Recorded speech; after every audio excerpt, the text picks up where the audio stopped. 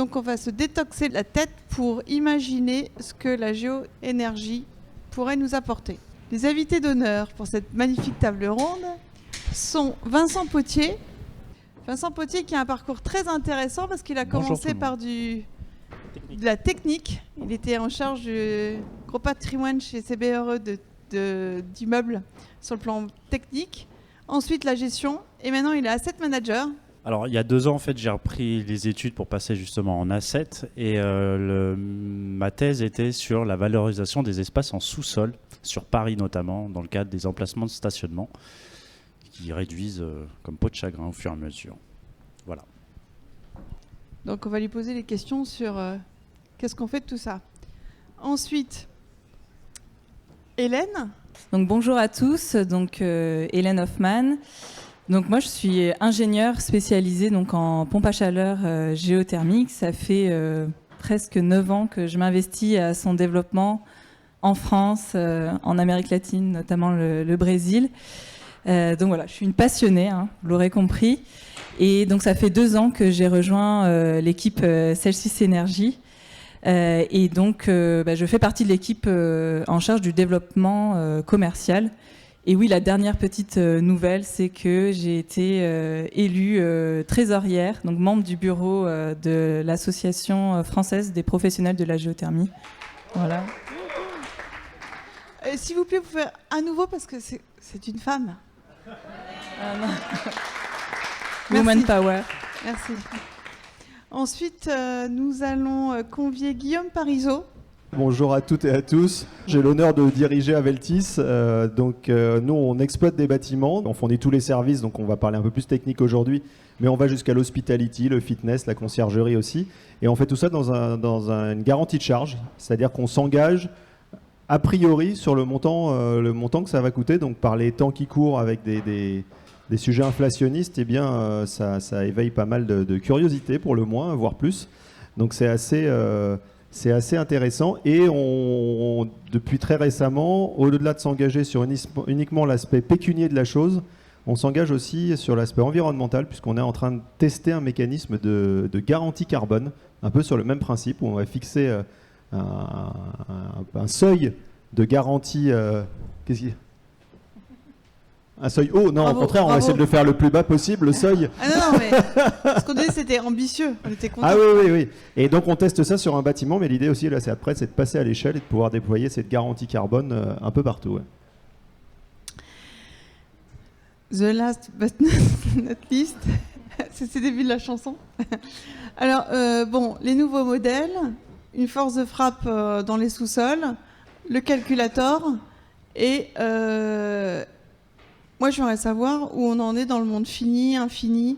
Est-ce que tu peux nous expliquer un peu toutes les recherches auxquelles tu as participé sur la flexibilité énergétique, le monde fini, où on en est dans le monde dans lequel nous trouvons le monde de l'immobilier et de la construction.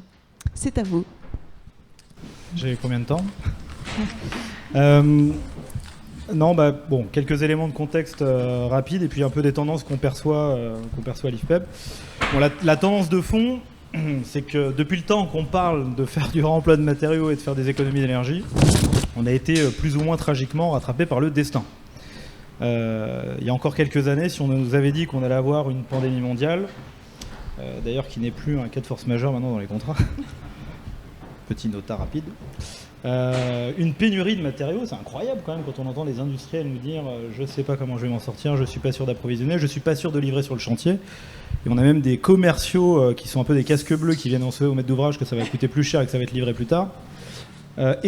Presque l'équivalent d'un choc pétrolier avec une crise énergétique, avec une démultiplication du coût de l'énergie, etc. Donc on n'a jamais eu autant le fameux monde fini dont on parle souvent et qu'on voit dans les BD à nos portes. C'est plus de la science-fiction et puis on finira évidemment par la canicule qu'on est tous en train de vivre en live, où là, pour le coup, cette déconnexion entre certains business qu'on a au quotidien et la réalité du monde qui nous entoure n'a jamais été autant à nos portes. Donc le meilleur bouclier énergétique, c'est de faire des économies d'énergie. Le meilleur bouclier contre les matériaux, c'est de ne pas en avoir besoin et de faire de l'éco-conception, etc. Bon, bref, tout ça, on le sait, mais en tout cas, ça prend sens et ça devient concret. C'est plus juste des PowerPoint où on raconte des belles histoires avec plein de flèches qui tournent, etc., etc. Donc ça, c'est le premier point. Ensuite, là, l'objet, c'est qu'on parle un petit peu asset management, potentiel de valeur, etc. Donc ce qui est intéressant, c'est d'essayer de regarder loin devant nous, et puis c'est quoi les grandes tendances qu'on voit, ou ceux qui arrivent à anticiper les tendances, peut-être qu'ils auront des conditions sympathiques par rapport à ceux qui les anticipent pas. Donc quelques petits éléments de décryptage qu'on perçoit.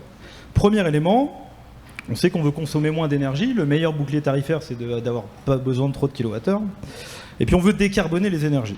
Les énergies décarbonées, elles ont un point commun, c'est presque toujours vrai ce que je vais raconter, presque, sauf une. Très souvent, elles coûtent très cher en puissance, très souvent.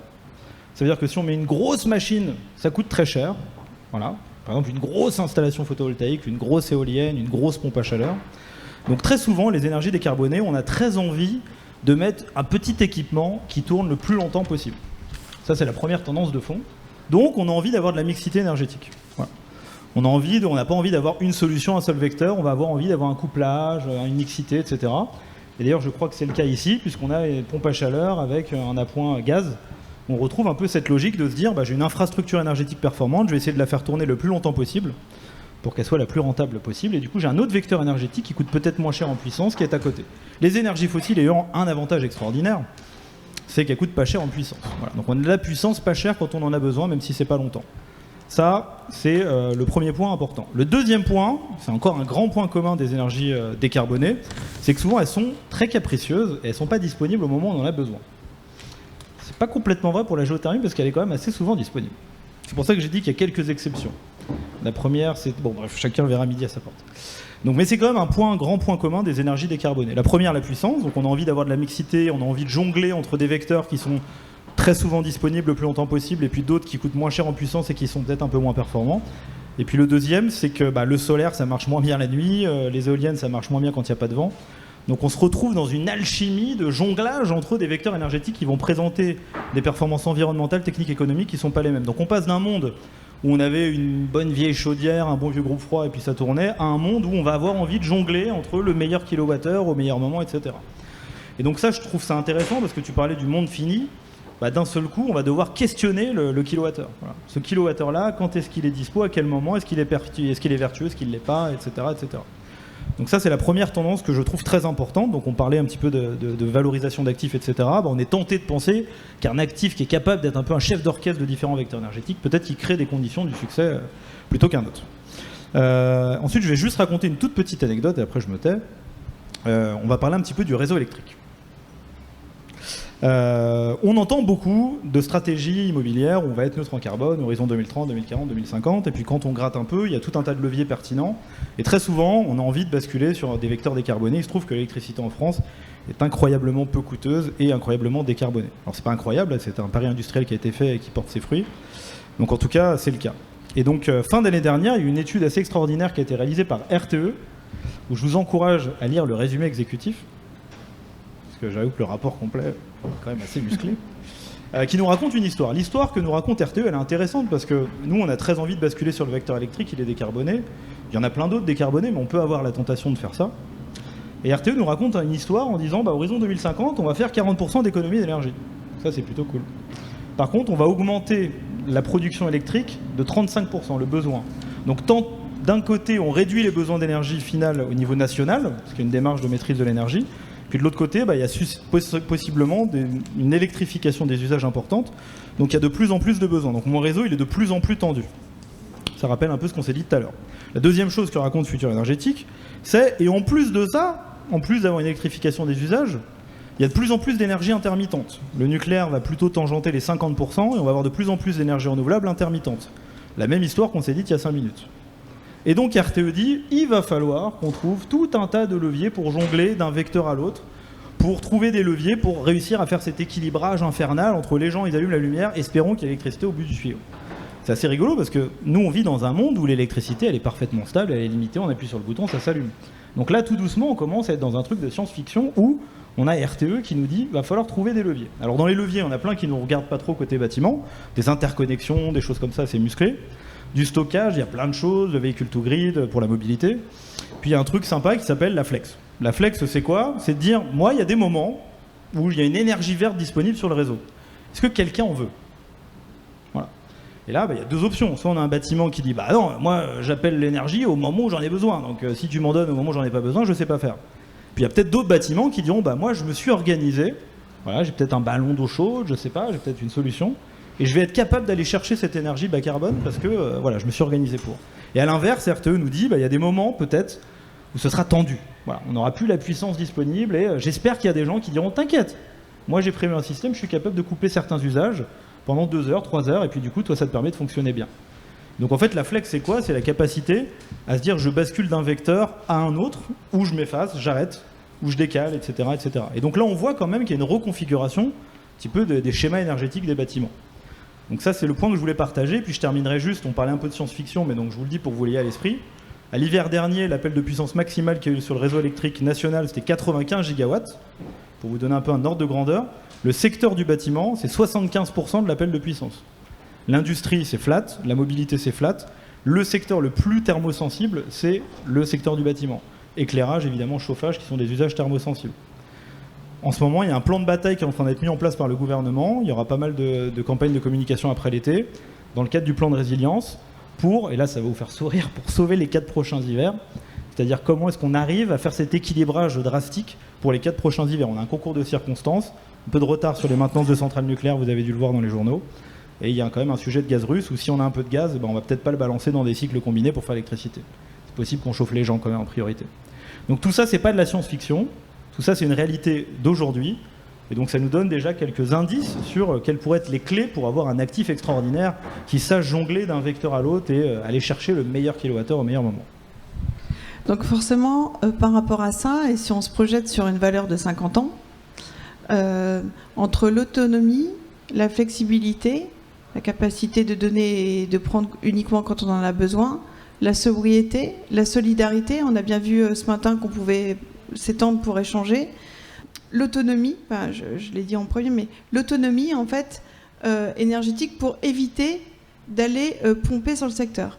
Alors il y a certains sites, c'est le cas, j'étais un peu estomaquée, donc je vous le partage. Justement, un asset manager qui a un patrimoine en Allemagne sur un secteur et qui me dit, ben voilà, j'ai une parcelle, j'étais censée la construire, je ne peux plus construire sur ce terrain car il n'y a plus assez de jus sur le secteur. Pourquoi? Parce que c'est une région où il y a beaucoup de data centers. Bon, c'est-à-dire que la valeur d'un immeuble, enfin d'une parcelle qui peut faire l'objet d'une construction avec une certaine rentabilité, dégonfle d'un seul coup. Bon, après on peut imaginer faire du champ, faire de la paille pour construire, enfin, on peut imaginer d'autres choses sur cette parcelle, mais c'est quand même, on est bien dans un monde fini. On voit bien aussi sur certains secteurs, je crois que c'est Euralil, où l'énergie renouvelable du réseau urbain est aussi limitée. On est donc bien, on sent bien qu'on est dans un monde fini. Est-ce que, s'il te plaît, Hélène, tu peux nous expliquer pourquoi, enfin, quelle est l'histoire de Celsius? L'histoire de Celsius, elle a commencé il y a 3 ans. Donc par 3 ingénieurs qui sont ici, donc Sylvain, Mathieu et Cindy. Peut-être qu'ils raconteraient mieux l'histoire que moi, mais je vais essayer de bien la raconter. Donc qui se sont retrouvés il y a 3 ans, donc qui ont travaillé chez Schlumberger, dans l'ingénierie plutôt pétrolière pendant 10, 15, 20 ans, et qui se sont dit, on a développé plein de technologies ici sur ce centre R&D. Est-ce qu'on pourrait les appliquer sur des technologies plus vertueuses pour l'environnement? Et donc c'est comme ça qu'est née la start-up Celsius Energy. Et donc voilà, donc en fait notre idée c'est de venir prendre des technologies développées dans le monde pétrolier et de venir les appliquer dans un secteur qui existe déjà depuis 20 ans, donc qui est le secteur de la géothermie de surface et qui est mature, mais qui finalement est resté jusque-là un petit peu une niche, puisqu'elle a été confrontée à un certain nombre de freins qui étaient techniques ou autres. Et donc voilà, donc nous en fait l'idée c'est de venir lever ces freins. Alors il y en a plusieurs, il y en avait un, c'était par exemple la complexité de la mise en œuvre de la géothermie. Jusque-là, il y avait tout un écosystème, le sous-sol aussi peut des fois faire un petit peu peur. Donc voilà, donc on est venu simplifier en fait l'accès à cette solution pour pouvoir décarboner nos bâtiments. Donc par exemple, on propose une solution clé en main. L'idée, c'est d'avoir un interlocuteur unique pour la réalisation de tout le projet, enfin toute la production d'énergie pour chauffer et rafraîchir le bâtiment. Il y avait d'autres freins techniques, par exemple l'emprise au sol. Et donc là, on a pris une technique du monde pétrolier, donc des forages déviés, pour pouvoir justement rendre accessible cette énergie, puisqu'on a sous nos pieds un vrai réservoir d'énergie thermique qui permet, je crois que Timothée mentionnait que 58% des besoins de chaleur donc sur l'agglomération, enfin, sur la région parisienne, pouvaient être couvertes par géothermie. Donc en fait, cette énergie, elle est là, mais on ne l'utilise pas, on ne la valorise pas. Donc voilà, l'idée, c'est de la rendre accessible pour tous les bâtiments, et donc aujourd'hui dans des espaces plus contraints, puisqu'hier ça n'était pas possible avec les technologies actuelles. Et puis il y a d'autres choses, d'autres freins qu'on est venu lever, par exemple. Alors c'est pas technique, mais finalement ça compte. C'est la mise en valeur des installations. Là, on l'a vu avec cette pyramide, et ça c'est vraiment quelque chose qui est très important, puisque un maître d'ouvrage qui investit quelques milliers d'euros dans une solution très vertueuse, il veut pouvoir aussi en parler et mettre en valeur aussi cet effort et engager aussi toute la communauté avec lui dans ses engagements. Voilà. Donc ça, c'était un peu le résumé de Celsius et ce qu'on fait. Alors, sur les chiffres clés. Alors, beaucoup nous demandent, une installation type, combien ça coûte. Tu vas pas aimer ma réponse, mais c'est assez difficile de donner des ratios parce que c'est jamais complètement linéaire. Ça va vraiment dépendre du bâtiment. Si votre bâtiment, c'est une passoire thermique, le coût de l'installation ne va pas être le même que si votre bâtiment respecte la RE 2020. Voilà. Après, je peux donner du coup les chiffres de cette installation. Donc là, on est sur 3000 m² de bureaux. Et justement, ce qu'on a fait, c'est qu'on a pris un bâtiment tertiaire très représentatif de la région parisienne ou même en France. Voilà, c'est assez classique. Donc, c'est pas la passoire thermique complète. Mais voilà, c'est pas le top du top avec très, très vitré, etc.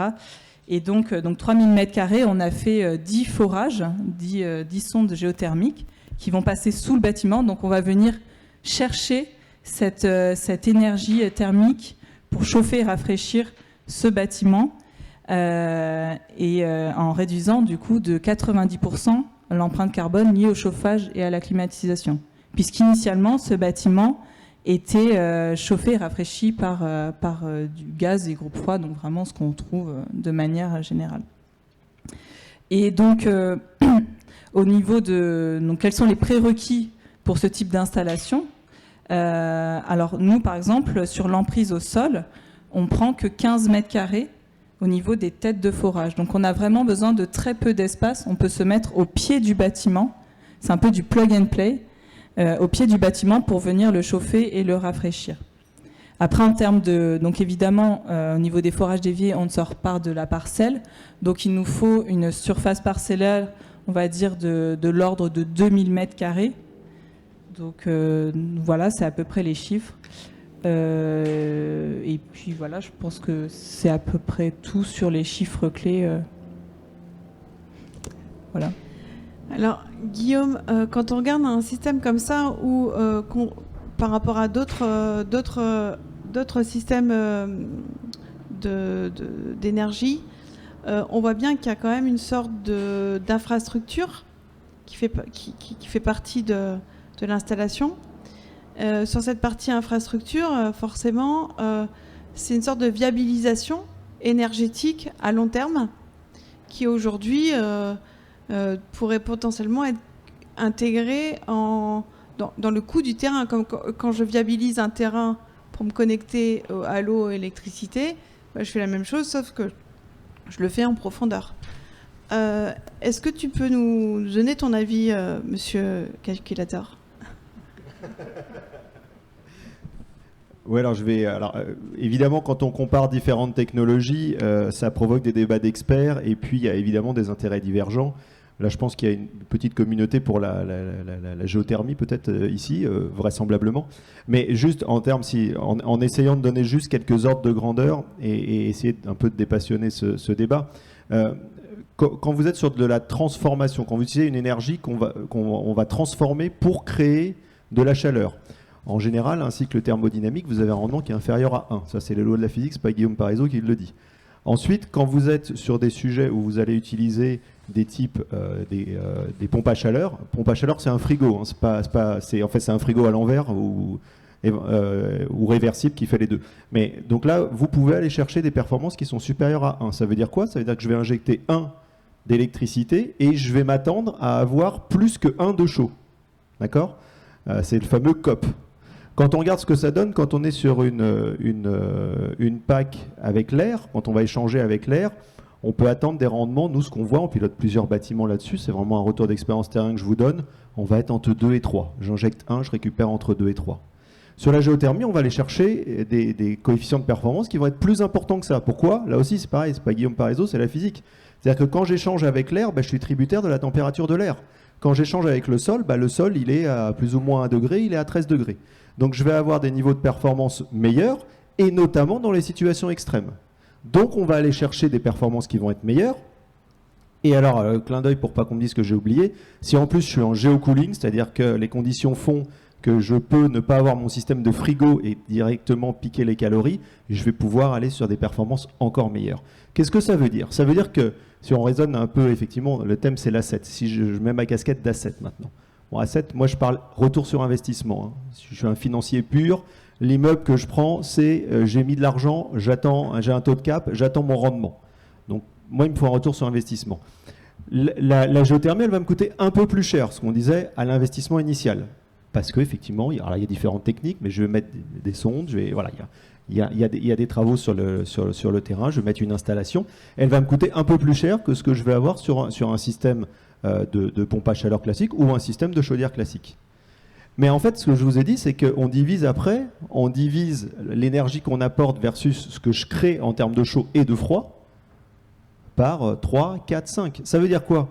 Ça veut dire que quand on parle d'une énergie qui a accessoirement pris x3, x4, je parle sous le contrôle 60% depuis 2 ans, l'électricité. Ouais, ça dépend comment on l'achète. Je pense que, bref, on peut imaginer, ça dépend à quel moment vous l'avez pris, ça dépend mais globalement, en fait, l'énergie montant, à chaque fois que l'énergie prend 1, vous êtes protégé, puisque à chaque fois que vous dépensez 1 d'énergie, vous avez 3, 4, 5 de chaud et de froid qui sont produits. Donc, mathématiquement, vous êtes 3, 4, 5 fois plus protégé que le petit copain d'à côté. Donc ça s'écrit. Hein. C'est un investissement initial sur la géothermie. Je regarde ce que ça me donne. Je fais un ROI sur X années. Alors, beaucoup d'entre vous l'ont fait. S'il y a des assets dans la salle ou des gestionnaires de bâtiments, je vous encourage à le refaire. Parce qu'avec les prix d'énergie qui ont augmenté, le truc où on vous annonçait un ROI sur je ne sais pas combien d'années, je pense que ça se regarde. Mon message est le suivant, c'est que vous avez potentiellement, quand vous êtes propriétaire d'un actif, vous avez potentiellement une mine d'or sous les pieds. Alors je dis potentiellement parce que après il faut que tout le monde fasse son boulot, il y a des études, il y a des cas malheureusement où ça ne va pas marcher, même si j'optimise, je ne vais peut-être pas avoir la place, ok d'accord. Mais n'empêche, mon message est le suivant, regardez, ça serait dommage de se priver de la meilleure énergie. Et encore une fois, c'est pas Guillaume Parisot qui le dit, j'espère que ma petite démonstration de physique je sais pas, de collège peut-être, je peux aller beaucoup plus loin, hein. Collège, vous a convaincu, vous avez une mine d'or sous les pieds. Voilà. Si on projette justement entre le CAPEX, l'OPEX, ensuite les consommables, c'est-à-dire les fluides les factures, et aussi l'impact carbone qui pourrait, si aujourd'hui on imagine 100 € la tonne, ou entre même 50 et 100 € la tonne, on pourrait faire une étude de sensibilité. Est-ce que ça, tu as déjà un petit peu regardé? Est-ce que ça pourrait pas permettre d'aller plus rapidement à l'essentiel? dans les choix, dans l'aide à la décision. Parce que l'asset manager, son travail, c'est en comité d'investissement d'aller voir ses partenaires financiers, son comité d'investissement, pour dire voilà, là, je démontre, j'aide à la décision pour une décision saine qui va durer dans le temps. Et donc, il faut forcément avoir des armes pour avoir des choses évidentes, donc une sorte de nouvelle grammaire commune. Voilà.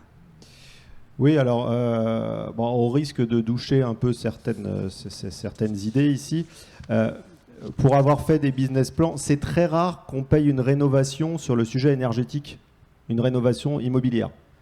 C'est assez rare. En fait, en général, ça ne tourne pas.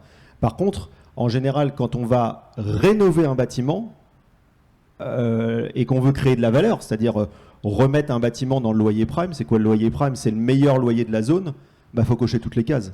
Et donc, il est évident qu'il faut cocher la case énergétique, la case environnementale, la case carbone, la case contribution, j'entendais ce matin, contribution à la ville autour de moi, il faut que j'essaie de cocher toutes ces cases-là. Et donc, effectivement, là, du coup, on réinterroge, le business plan, il prend une autre ampleur. Et ça se regarde d'autant plus, en fait, tous ces sujets-là. Et c'est pas parce que, je vous ai dit, faites l'équation, et même si ça marche pas, dans ce cas-là, mettez-le dans un cadre immobilier, il faut changer de braquet. Si l'équation énergétique, elle ne tourne pas, mettez-les dans une équation immobilière. Et dans une équation immobilière, ça tourne. Quand vous allez chercher un surloyer, vous allez construire des nouvelles surfaces, vous allez, comme je disais, réatteindre un loyer prime, vous avez matière à financer 2-3 travaux, et en particulier, encore une fois, regardez le sujet géothermie. Merci. Guillaume. Vincent, tu dis quoi, toi, à tes comités d'investissement ? Je dis que l'environnement, c'est la clé pour valoriser les actifs. Tout simplement, je pense qu'on l'a assez dit, il y a une histoire aussi de charges. Les locataires payent des charges. Si on arrive à réduire ce montant-là, forcément, l'immeuble est plus attractif. On peut viser un loyer prime plus haut. La valeur de l'actif ne va pas forcément se ressentir, mais en tout cas, tous ceux qui n'auront pas coché toutes les étiquettes, elle va se dégrader. Donc dans tous les cas, il vaut mieux investir dans l'environnement et l'indépendance du coût énergétique avec les coûts pour permettre une meilleure valorisation. Et par rapport au travail que tu as fait sur la valorisation des espaces en sous-sol, alors moi, tu rajouterais quelque chose? Je l'ai étudié sur différentes facettes, en partant du coup sur des sous-sols qui étaient uniquement à usage de stationnement, en partant sur une réduction de la place de la voiture, en tout cas dans Paris ou dans les grandes métropoles. On s'aperçoit qu'il y a une perte de rentabilité puisque du coup vous ne touchez plus de loyer pour les emplacements. Le sous-sol est généralement une zone où les gens ont plus peur. Quand je dis peur, c'est que c'est des finitions qui ne sont pas du même standing que la superstructure, donc c'est un endroit où on n'y va pas. Pour revaloriser un actif, il faut du coup utiliser ces surfaces, surtout avec la problématique du développement urbain où on doit réduire l'étalement, donc les surfaces en sous-sol vont avoir forcément un intérêt de regain. Et après, sur la partie énergétique, alors c'est un des aspects que j'ai vu, mais moi j'ai surtout vu d'autres activités, typiquement de l'événementiel. Il y a ensuite tout ce qui est la logistique du dernier kilomètre. On a beaucoup de véhicules du coup avec le refus, ou en tout cas les politiques actuelles, qui visent à réduire la présence de la voiture sur Paris. La logistique du dernier kilomètre, elle, peut permettre de répondre à ça en ayant des surfaces disponibles, en ayant des véhicules du coup qui sont à zéro émission, ce qui est du coup finalement un bien-être pour la population, sachant que 90% des Parisiens sont au-delà des normes de pollution liées à la voiture. Et on a vu tout à l'heure qu'il était possible d'aller chercher de la géothermie, y compris sur Paris, y compris sur des monuments historiques, que tout est possible en fait. Donc est-ce que quelque part nos sous-sols, qui sont peut-être moins utilisés sur la partie des voitures aujourd'hui, on pourrait davantage les utiliser pour aller chercher l'énergie pour soi, voire aussi pour ses voisins? Je pense que c'est là où il doit y avoir une mixité sur les développements des programmes, en ayant des mixités commerce, logement, plus éducation. Chacun a un circuit de fonctionnement différent, des horaires différents. Et voilà, je pense que c'est la mixité qui fera la réduction des coûts pour l'ensemble. Et sur le plan technique, Hélène ? C'est sûr que notre sous-sol, il est vraiment sous-exploité. Plus de 90% de notre territoire peut bénéficier de géoénergie. Donc voilà. Et sur la partie en fait mutualisation, on voit apparaître de plus en plus de projets justement à l'échelle d'un quartier. On va venir mutualiser la demande énergétique et faire des opérations de géoénergie qui vont alimenter des data centers, des bureaux, des logements, récupérer de la chaleur fatale. Donc on va aussi mixer plusieurs énergies différentes, alimenter ça aussi avec du solaire thermique, du photovoltaïque. Donc voilà, je pense que le secret, c'est vraiment la mixité et puis peut-être aussi parfois changer d'échelle pour mutualiser tout ça. Combinaison énergétique, RE 2020, tous les travaux que tu mènes depuis que tu es arrivé à l'IFPEB, après avoir fait un Nanterre et participé largement à Nanterre, je pense que ça serait intéressant que tu nous dises comment tu vois les choses aujourd'hui et qu'est-ce qu'il faut faire d'ici 3 ans dans tous ces travaux pour aider à avoir plus d'impact sur le secteur. Déjà, il faut faire 20 heures de formation, si j'ai bien suivi ce qu'on s'est dit ce matin. Est-ce que tu as le TOEIC ? Non, pardon. Est-ce que j'ai le TOEIC ? Oui, mais juste celui avec l'anglais. Non, vraiment en 2 mots. Là, comme on parlait un petit peu de notre futur énergétique et puis on s'est projeté. Nous, ce qu'on constate, ça a été dit, mais on se le redit, c'est que tout ça, c'est des sujets qui sont éminemment locaux en fait et qui vont dépendre vraiment d'un bâtiment à l'autre. Je discutais il n'y a pas longtemps avec Enedis qui m'expliquait, parce que j'avais pas bien compris ça, que en fait les potentialités de réinjection d'installations solaires, ça dépendait d'une rue à l'autre. J'avais pas ça en tête en fait. Moi je pensais que c'était un truc un peu macro, où il y avait des zones où c'était bien. Et il me dit c'est d'une rue à l'autre, il y a des rues où on serait heureux que les gens nous balancent de l'énergie. Puis la rue d'à côté, ça nous emmerde s'ils nous balancent de l'électricité. Bon, donc je leur ai dit, je sais pas, développer un truc pour qu'on puisse savoir où c'est quoi. A priori ils travaillent dessus. Mais tout ça pour dire que tout ça est éminemment local en fait. Et en fait, on en a parlé un petit peu ce matin quand on parlait des quartiers, on a parlé de l'étude de préfiguration énergétique. Donc j'y reviens rapidement parce que c'est un sujet qui me semble super important et ça répond à la question en fait. C'est un peu le plan de bataille. C'est-à-dire qu'on sait qu'horizon 2050, faut arrêter d'opposer les trucs, les machins, les solutions, la bonne, la mauvaise. On est susceptible d'avoir envie de taper un peu tout ce qu'on pourra taper. Voilà. Et on se rend compte qu'en fait, d'un bâtiment à l'autre, le plan de bataille ne sera pas le même. Donc moi, ce que j'appelle de mes voeux, en fait, c'est de se faire un plan de bataille. Quand je prends un bâtiment, c'est quoi mon potentiel d'accès à des ressources décarbonées ? Voilà. C'est quoi mon potentiel ? Est-ce que les copains d'en face sont susceptibles de faire un programme où on pourrait se mettre autour d'une table discuter ? Est-ce que sous mes pieds, j'ai un potentiel intéressant que peut-être un jour j'exploiterai ? Pour l'instant, ça tourne pas, mais on arrive bientôt à la fin d'un bail. Je vais peut-être faire une rénovation pour aller taper un meilleur loyer. J'ai noté la petite astuce. Non, mais bon, bref, on se comprend. Est-ce que j'ai pas un potentiel d'accès à de l'énergie solaire ? Est-ce qu'il n'y a pas un réseau de chaleur qui est en train de se décarboner, qui est un peu loin, mais il se décarbone lourdement, donc peut-être qu'un jour je serai content d'aller le chercher ? Est-ce que mes amis d'Enedis me disent pas, tu peux pas me balancer un peu d'électricité, ça m'aiderait dans mon mix global, etc. Et ça, c'est un plan de bataille. C'est un peu l'étude d'approvisionnement énergétique. C'est le moment où je me projette sur mes besoins énergétiques présents et futurs. C'est une obligation légale de faire ça, non ? Ouais, donc en fait, l'étude d'approvisionnement énergétique, c'est un truc qui est obligé. Quoi. Pour les bâtiments de grande taille, on est obligé de faire une étude d'approvisionnement énergétique, etc. Moi, j'en ai fait plein dans ma vie passée. En général, quand on la commence, on sait déjà la conclusion de l'étude. Et puis après, on essaye de s'assurer que l'étude mène à la conclusion à laquelle on était arrivé au tout début. Mais c'était moi. Il n'y a que moi qui faisais ça. Donc non, moi, je pense que c'est un sujet majeur, en fait, de redonner les lettres de noblesse à cette étude de préfiguration énergétique, à cette étude d'approvisionnement énergétique. Parce qu'en fait, c'est un plan de bataille. Et moi, quand j'ai commencé à travailler, j'avais un de mes mentors qui m'avait dit quand tu bricoles à la maison, c'est quoi la phase la plus importante ? Je lui ai dit, je sais pas, c'est le moment, machin. Il me dit, non, c'est le moment où tu réfléchis aux outils dont tu auras besoin.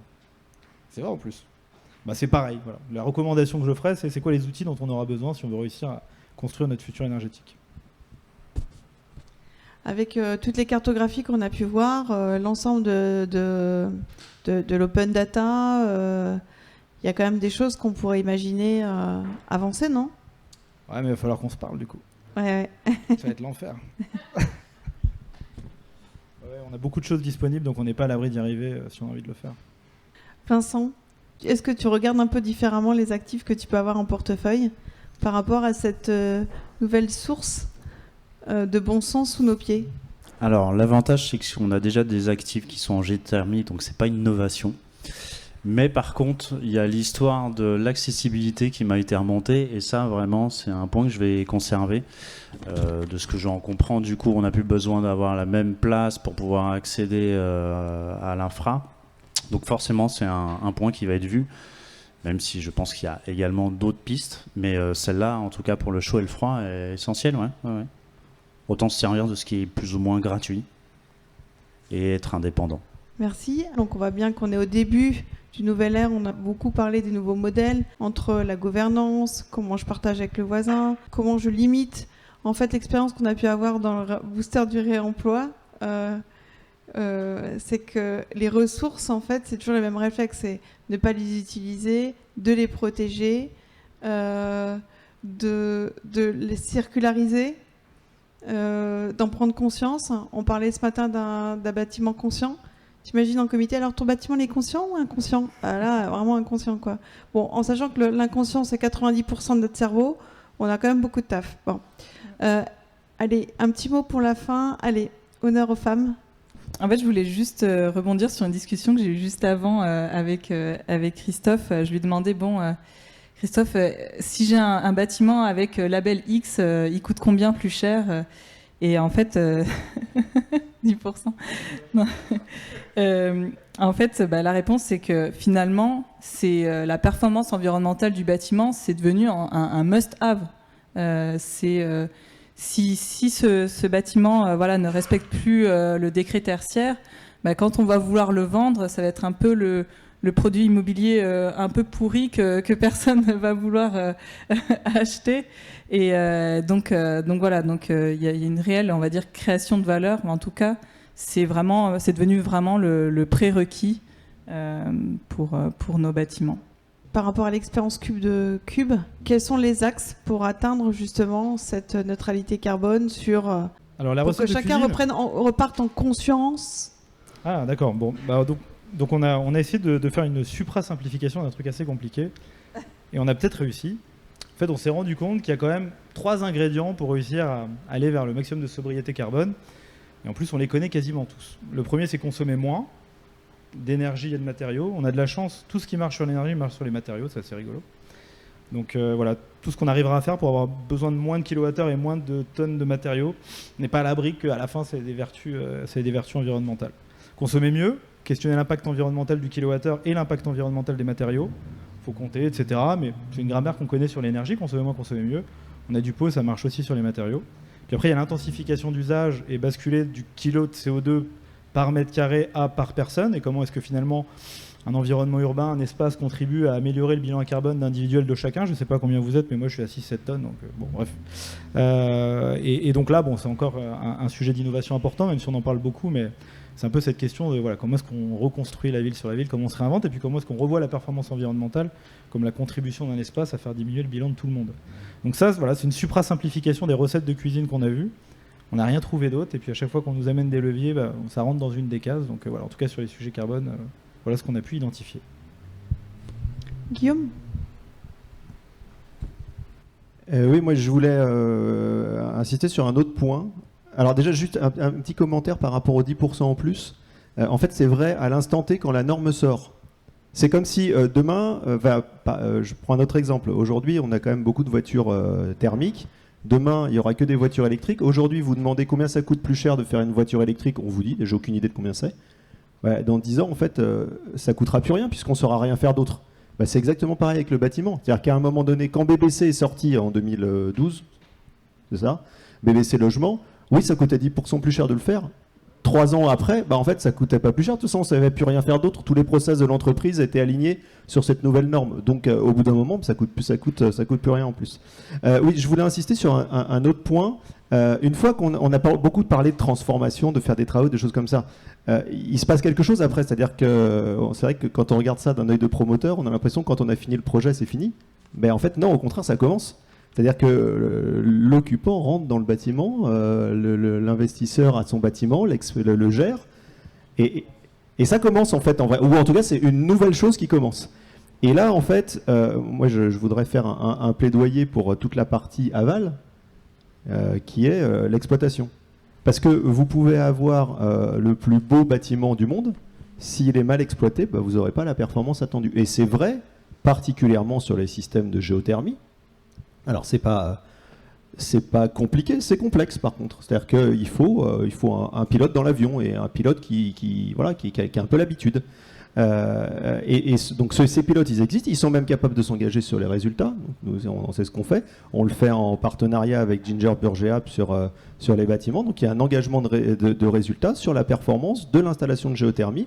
Et nous, on vient le compléter par un engagement de performance sur la globalité de l'immeuble. Donc aujourd'hui, vous avez des acteurs qui sont capables de vous accompagner, et si tant est que vous percevez un risque par rapport à la complexité de ces installations, faut mettre la bonne personne. C'est-à-dire qu'effectivement, c'est pas monsieur, madame, tout le monde qui pilote une Formule 1. Vaut mieux mettre un pilote de Formule 1, ça se passe mieux. Mais il y en a des pilotes de Formule 1. Et donc, mon message, c'est vraiment ça. C'est-à-dire qu'on a quand même vécu dans le bâtiment toute une période où finalement, quand même, le premier driver de l'exploitation des sites, c'était quand même le coût le plus faible possible. Je pense qu'aujourd'hui, avec les nouveaux enjeux, c'est plus possible. C'est-à-dire il faut vraiment que l'exploitant du site, ça soit un partenaire à la fois du bailleur et de sa galaxie, et du locataire et de sa galaxie. Et du coup, en fait, on peut très clairement, quand on a une organisation comme ça, être beaucoup plus exigeant. On peut être exigeant. On peut lui demander à l'exploitant de s'engager, et il le fera. De toute façon, il n'a pas le choix. Le décret tertiaire, heureusement, grâce à tous les gens qui œuvrent pour améliorer le contexte réglementaire, c'est un engagement de résultat, le décret tertiaire. C'est le premier texte où il y a vraiment un engagement de performance réel sur le site. Comment ? Avec les factures. C'est-à-dire que là, c'est plus comme on a l'habitude de faire, où on fait un beau dossier, on prouve par A plus B que tout va bien se passer, et puis une fois qu'on a eu le tampon, en fait, on fait ce qu'on veut. Non, là, c'est sur le site, c'est la performance réelle, et c'est du réel. C'est toute chose égale par ailleurs. On s'en fiche de... Est-ce que vous allez mettre de la géothermie ? Est-ce que vous allez changer la façade ? Est-ce que vous allez... Au final, il faut alors soit la valeur absolue, soit les moins 40% en 2030.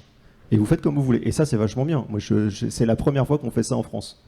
Alors, par rapport au décret tertiaire, ce qui est intéressant aussi, permettre de rajouter, c'est le fait que le bailleur et son locataire ont une obligation, quelque part, d'essayer de s'entendre. Oui, vous avez basiquement, sur le décret tertiaire, il y a 3 trucs géniaux dans le décret tertiaire.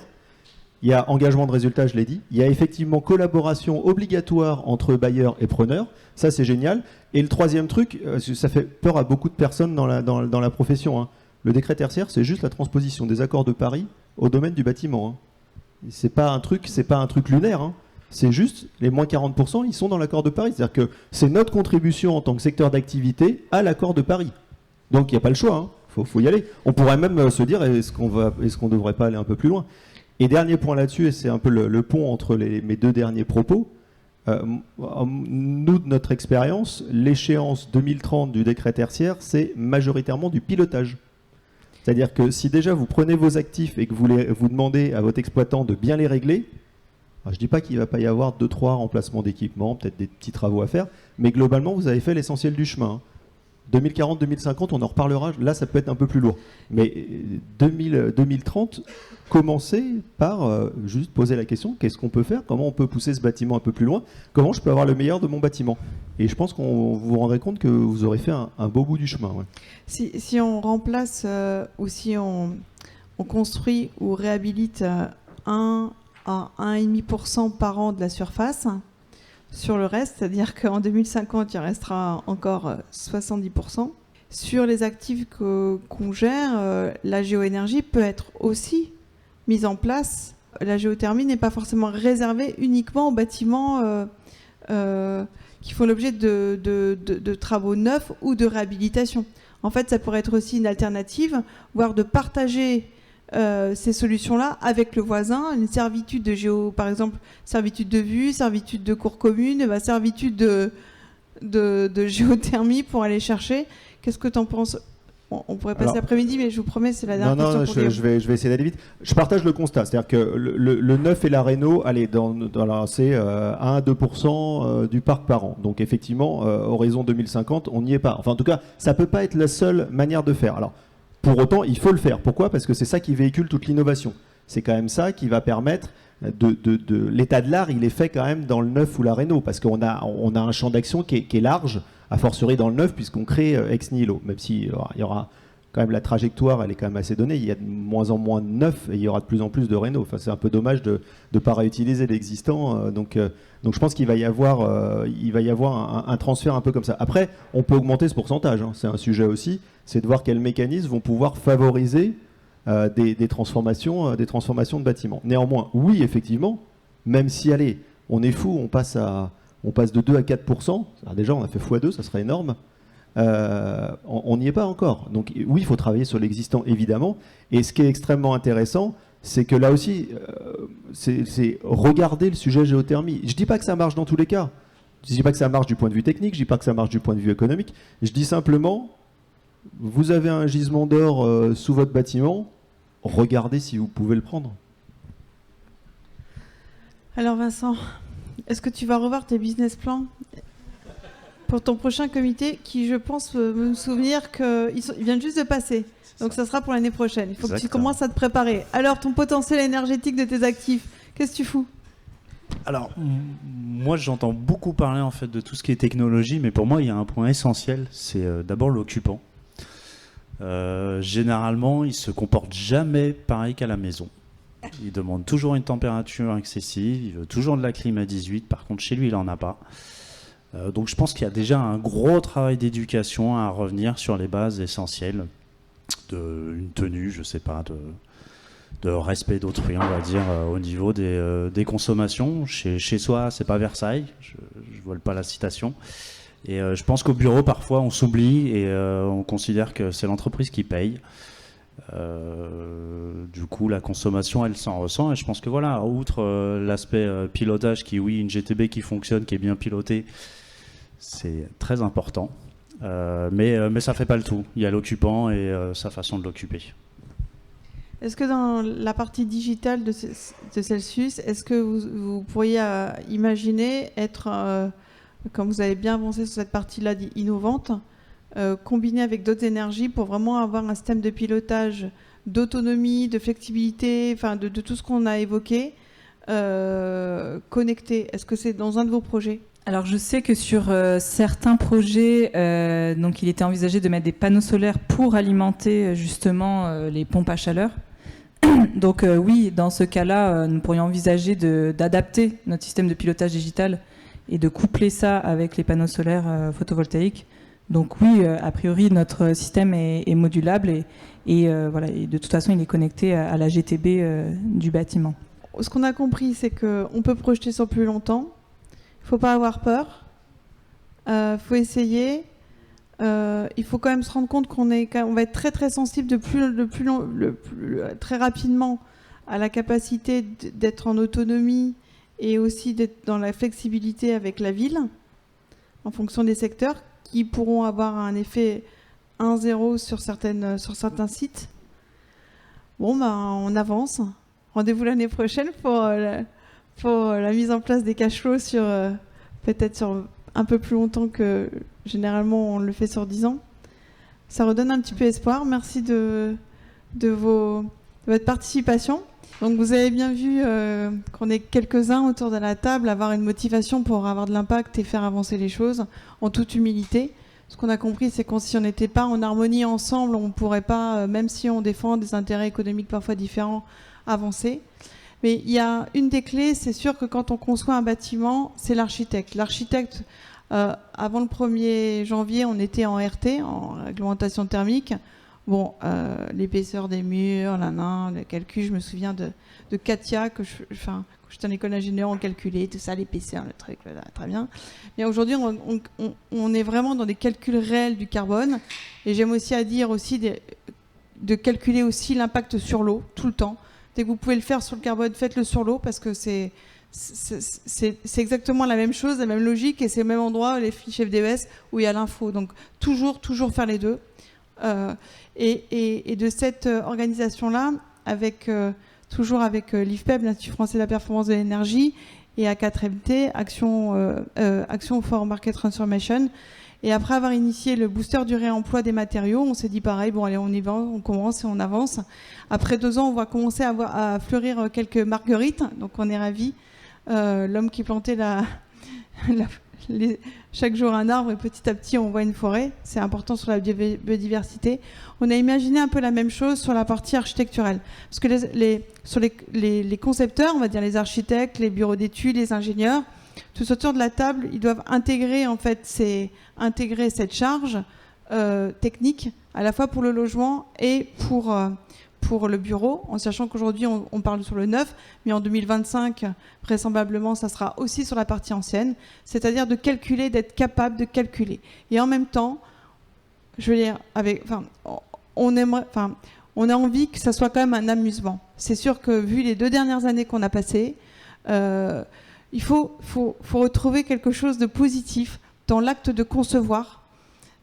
Et on a imaginé un programme, enfin pas un programme, un mouvement architectural auquel Celsius est aussi partenaire et beaucoup de promoteurs et aussi d'investisseurs et aussi de bureaux de contrôle et d'experts immobiliers. Donc c'est le début de quelque chose. On nous a proposé, en fait, initialement on nous avait proposé de participer à la Biennale d'architecture et du paysage sur la partie carbone. Voilà, ça c'était cahier des charges 1er novembre. Ok. On s'est dit, on va voir, ouais, voilà ce qu'on peut faire. Donc, ouais, super, on va faire un super truc. Et on visite le site avec le maire de Versailles, tout ça. Et rapidement, on se rend compte que si on veut faire quelque chose de percutant, il faut quand même une exposition assez intéressante sur toutes les ressources, les matériaux, la façon de concevoir. Et on voit bien tout ce qu'on s'est vu aujourd'hui, c'est qu'il faut concevoir ensemble différemment. Et pour ça, il fallait chercher un certain nombre d'argent, un montant assez important. Rapidement, on s'est dit que ce serait dommage, dans le cadre du réemploi, de faire une exposition qu'une journée, mais c'est de le faire sur plusieurs sites. On s'est rapproché de Dominique Bourré, qui est présidente de la Maison d'architecture d'Île-de-France et aussi académicienne de l'Ordre des architectes, pour se dire, ouais, elle me dit, ouais, c'est super. De toute façon, les architectes ne comprennent pas trop la RE 2020, l'ont pas forcément intégré, voire l'ont même pas lu, parce que c'est trop technique, en fait. Et quelque part, oui, c'est des nouvelles règles de jeu, mais c'est pas parce qu'on a des nouvelles règles de jeu qu'on peut pas concevoir et faire quelque chose de beau, et de pas travailler ensemble pour créer une nouvelle architecture. Donc, de ça est arrivé cette exposition vers une architecture du bas carbone et du vivant, qu'on a intitulée Unisson. Et on s'est dit, pour vraiment avoir de l'impact et aller en région pendant 18 mois, il fallait aller encore plus loin et créer un mouvement. C'est ce qu'on a initié au Jardin grâce à Pierre qui est là. La semaine dernière. Et petit à petit, le site, sur LinkedIn, il y a Unisson. Vous pouvez signer un manifeste qui explique un peu cette démarche, qui lie à la fois toutes les ressources, que ce soit la géothermie, que ce soit les ressources, les matériaux. En fait, toutes les ressources, il faut protéger, il faut créer, mais il faut aussi surtout s'amuser, parce que sans amusement, on ne fera pas de bas carbone. Si on parle que du carbone, sans parler du social et sociétal, on n'avancera pas sur le carbone. On voit bien qu'on a besoin d'être tous ensemble pour avancer. Donc c'est un peu cette espérance-là. N'hésitez pas à en parler autour de vous. Il y aura différents rendez-vous. L'un des prochains, ça sera le CIPCA. On fera la clôture du CIPCA avec un film. Oui, parce que on a imaginé, on ne pouvait pas faire une exposition physique, c'était trop cher.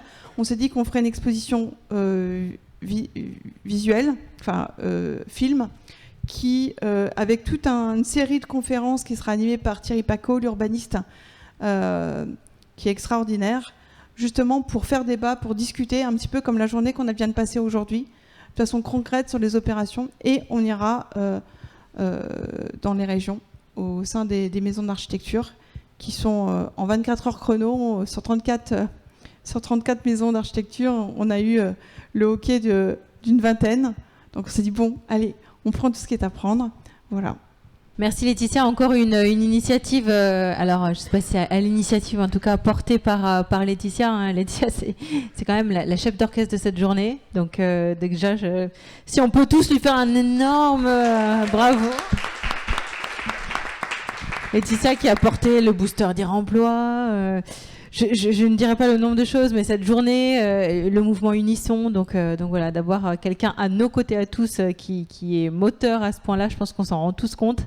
On disait avec Christophe, c'est la seule personne qui peut envoyer un mail en disant j'ai pensé faire 4 séances le 16 juin et vous êtes tous invités à participer, qui vient? Et en fait, tout le monde dit oui en 24 heures, ce qui est juste incroyable.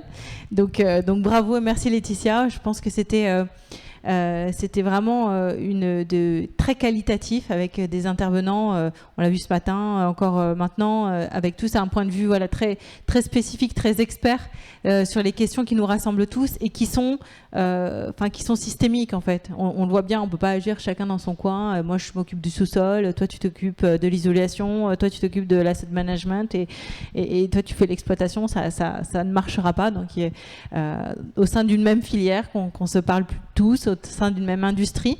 Et puis je pense que cette journée était peut-être une première dans son genre, à rassembler autant de monde sur ce sujet qui est sous nos pieds et qui est souvent enterré parce qu'on ne le voit pas. Alors il est remis sous le tapis, c'est trop compliqué, je ne vais pas le faire.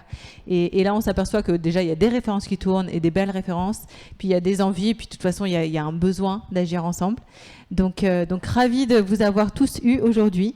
Et puis de vous avoir montré un petit peu qu'est-ce que c'est qu'une installation de géothermie, peut-être d'un nouveau genre, cette exposition qui est encore là. Et écoutez, je vous invite à prendre un café ensemble. Il y a encore 2-3 choses à grignoter. Et puis merci beaucoup à tous d'être intervenus, d'être venus tout court. Et puis autour d'un café pour une discussion. Merci à tous.